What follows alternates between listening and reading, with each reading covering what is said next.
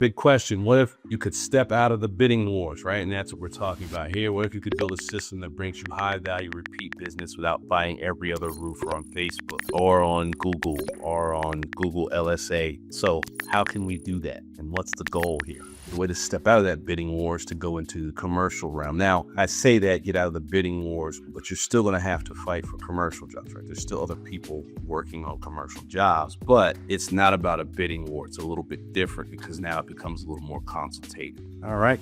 Shift your focus from homeowners to property owners, right? Property managers, HOAs, building owners, they have different needs. They aren't searching for roofers in the same way as homeowners. Why commercial is a game changer? Bigger contracts, better clients. And we say better clients, not necessarily that residential clients are bad. It's just that clients are a little different, right? It's a partnership rather than a job. You become the go-to roofer for their entire portfolio. So if you're talking to someone who's in charge of multiple multifamily locations, if you do one roof, they're going to want you to probably do another roof because there's a level of trust that's been built. The stakes are much higher for your commercial customer, right? Because they're making a decision, they have a budget they've got to stick to. And the biggest thing for these guys is they don't want to have to call you back for a problem, right? They don't want problems. So if they find someone who can do the job and there's no problems, they're going to always come back to you first. It's going to be difficult for somebody else to pry you away. That's why it's more like a partnership, because once they find you, they want to stick with you. Recurring revenue, you get maintenance contracts, which can give you predictable income. So once you do the roof, all right, we need somebody that's going to handle any roof maintenance issues that might potentially be involved here. And so you maybe write up a maintenance contact that provides some set payment per month, right? Or per quarter, or whatever it may be. And obviously larger contracts. One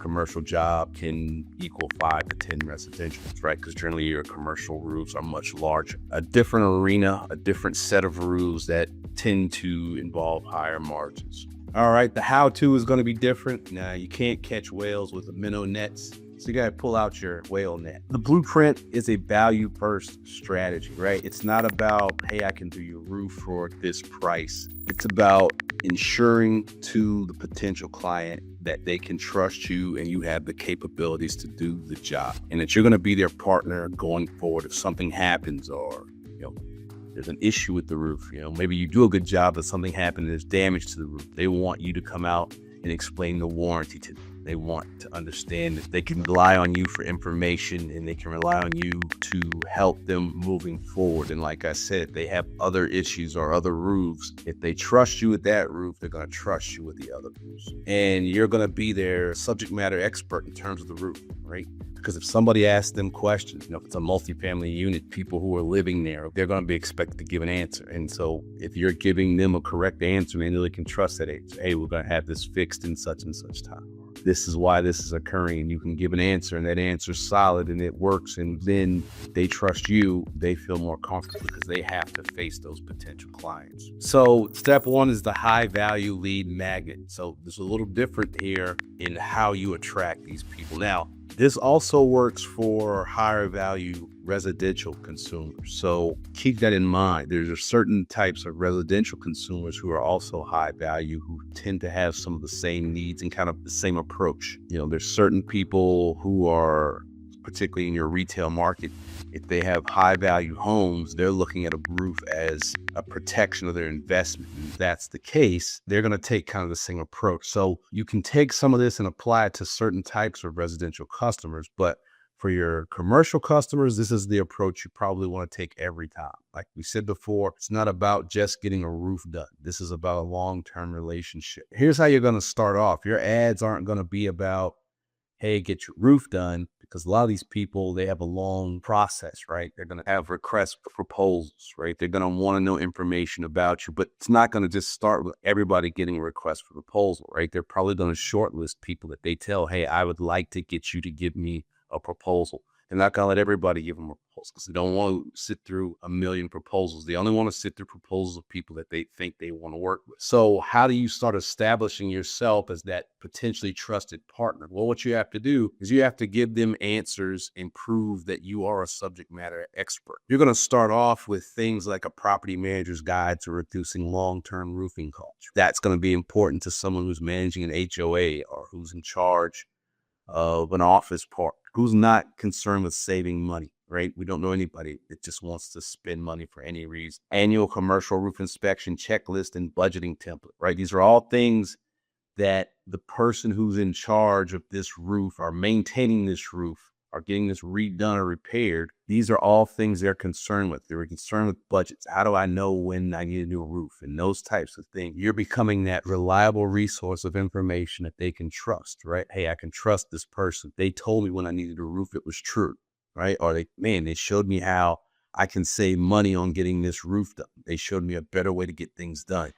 Now you become that reliable source of information. So that's part of how you're going to attract people in the beginning. You're going to create this high value lead magnet, right? Where I'm providing information that's related to how they perform their job, right? Much different than, hey, you can get your roof done and here's a warranty. All right. And so step two is, how do we find these people? So you're going to want to jump into LinkedIn and you're going to go into job titles and you're going to look at building managers. You're going to look at property management companies, right? And those are the people you're going to want to find, the presidents and heads and those decision makers who are in charge of finding a list of vendors. And so it's going to be easier to find these people on LinkedIn because we're going to see them by job type. Now, this is, again, remember your ads are going to offer these know-how or these informational ebooks. For example, how to inspect your commercial roof and understand and how to budget for repairs and replacement and those types of things. But these are the people that are going to be concerned. There's other ideas you can throw out there, but this is going to be the main source of finding your potential leads. When we get these leads, it's not, hey, here's a hot lead. Let me go call and try and sell this person a roof. That's not the process here. Again, these people are starting much further out from their point of actually needing your services. And a lot of times they may not need your service at all, right? They just want to have a list of options. I may have my favorite supplier that I like, but let's find a secondary supplier. And sometimes we would use a supplier just to see what their work was like. And if it didn't knock our socks off, maybe we stayed with that supplier. But sometimes we did things and people said, wow, or sometimes a supplier would do something that was a little different or gave us some service and we said, hey, you know what? We're going to stick with this supplier, maybe use them for something specific because they seem to have a specific skill in a specific area. So what you want to do is get in the game early, right? Get in the game early and get those names. And some of the things you want to focus on your landing page is very important. You're going to focus on return on investment, right? That's going to be important to any business owner, right? You're a business owner. You're concerned with return on investment. You're concerned with return on investment in your time that you're spending here, right? You could be doing something else.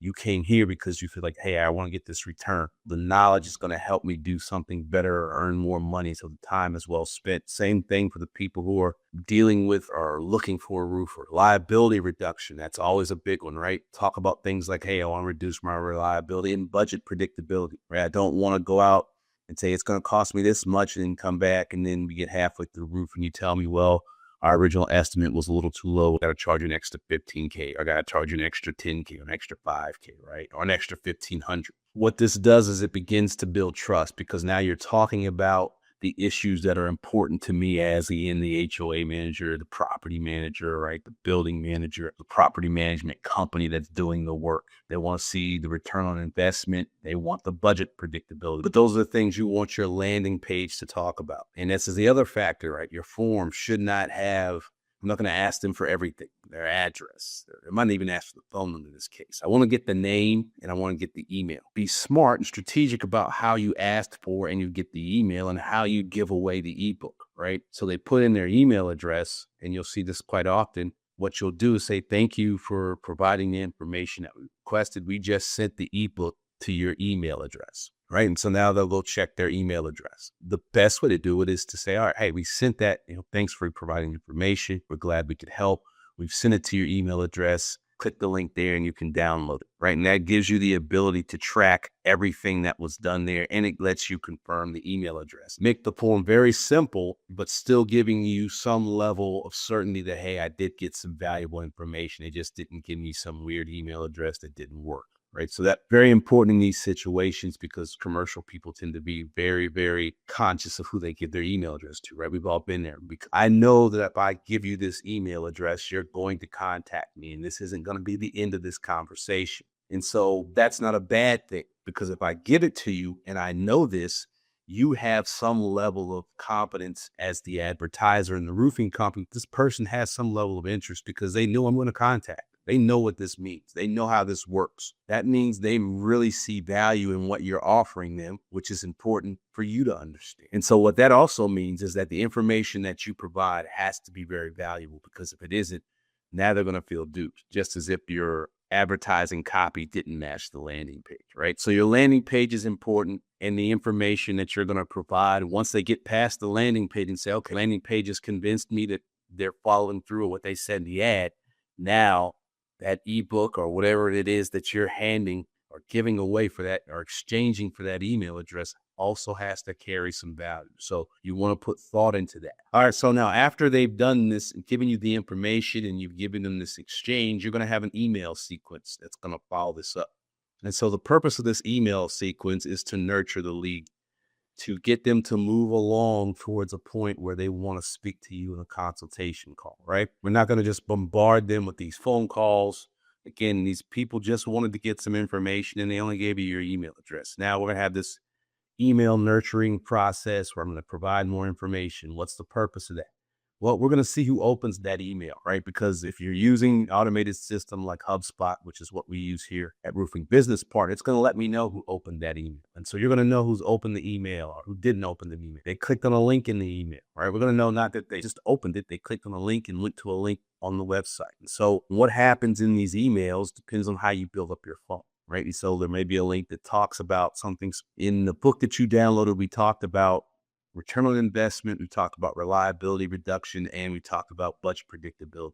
Let's go a little deeper into return on investment in this particular instance, right? And that's what maybe the first email talks about. Maybe they open it, but don't click the link. Liability reduction is the email that goes out next, and they open that and they click on it and they go to the page and they spend lots of time on the website. When the time comes, you understand that, hey, if I do get the chance to have this consult with this person, I want to focus on liability reduction because that seems to be where their biggest concern. That's the benefit of having a CRM system like HubSpot that can connect your contacts and their activity to your marketing assets like a form or an email or a link or a landing page. We're going to put all those together, and that's going to help us build a virtual relationship. And that virtual relationship will lead us to a point where hey, let's sit down and let's talk about this over a Zoom call or a phone call. All right. Or maybe I can come out to your office and sit down and talk to you face to face and bring my folder full of information. Right. So here's the full funnel in action, kind of giving you a high level look at this from stranger to partner is what we call this. Right. So I'm going to start with a LinkedIn ad. That ad, right? It's going to have some compelling information. It's going to take me to that business to business landing page, right? Once we get them to the landing page, our goal is to get them to download the lead magnet. If you create an audience based on the people who visit your business to business landing page, you can come back with Facebook or you can come back with Google Ads and you can advertise to that audience specifically. Because a lot of people don't necessarily click on that ad one time and come directly to and say, yeah, I want to do this, right? Understand that most people, it takes 3 to 5 touches with your brand, right? With your company. And I say touch, meaning they see your ad, they see your company name while they're driving. Maybe you have a sign up, right? Maybe it's a yard sign. When they go home, they see your yard sign. What are the chances, right? That might be touch and go. So it's difficult to get these 5 touches for you for a commercial client, but you can get those 5 touches, right? If I create those audiences and use remarketing. So now between Facebook, a lot of people spend time on Facebook and a lot of people spend time on Instagram, right?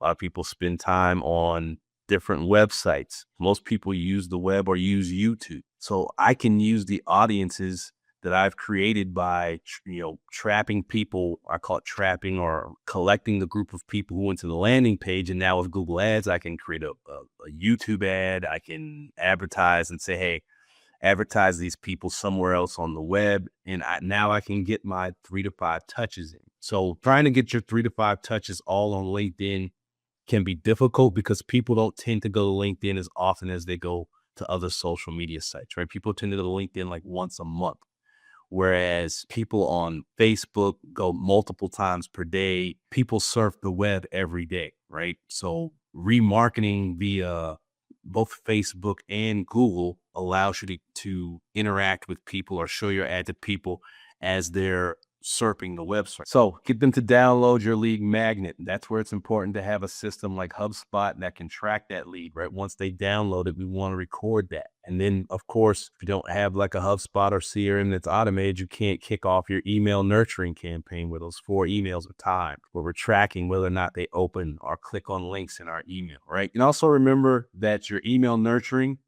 that's going to involve more content on the website. It's not just going to be, hey, here's an email. Hey, remember us? No, what we're trying to do is establish our trustworthiness, our ability to be a partner, right? And establishing our subject matter expertise. Hey, this is somebody I can rely on. One of these emails may be, here's what our previous commercial customers have said about us, right? Maybe it's a video for commercial customers who all recorded videos and they're all giving their testimonies of how great you are as a commercial roofer. Those are just as good at aha moments as other things. Maybe it's the owner of the company where you're sitting down talking about how you started the company. Here's our mission statement and our commitment to every customer, right? People seeing you and seeing the owner and realizing, hey, this is the owner of the company talking to me. Now there's another level of trust that's being established in terms of, all right, I know these people are, it's just not a company on the web. So that's our funnel and how we're going to take them from stranger to partner. And then that will get them to that final phase where, hey, let me just talk with these guys. Even, like I said, a lot of times the consultation isn't,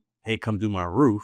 It's just, all right, I need to put these people on my short list of companies that when I need a roof done, that I'm going to ask for an RFP. All right. So you can do all this in your CRM system. If you need help, we can do that for you. This is a low cost, low risk, entry level service, right? We can help you set this up and set it up for you. And what's included in our process: creation of one professional B2B lead magnet, a dedicated high converting landing page, setup and management of a 4-week LinkedIn ad campaign, and a customizable 4-part automated email nurture sequence. So before I let you go, we've reached the end here. Remember, you get a free strategy call with us, free 30 minutes, no obligation, no pressure. Don't feel like you're signed up for us to high pressure you into something. That's not the case at all. We just want to help you do better by your business, right? Because that's what we do, roofing business partner.